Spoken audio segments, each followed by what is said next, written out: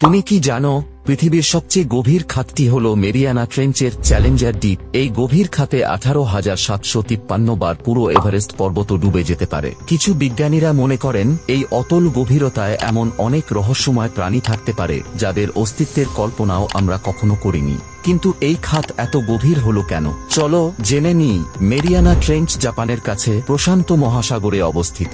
আজকের যুগে চাঁদে 12 জন মানুষ পা রেখেছেন, কিন্তু মেরিয়ানা ট্রেঞ্চের চ্যালেঞ্জার দ্বীপে খুব অল্প সংখ্যক মানুষই পৌঁছাতে পেরেছেন।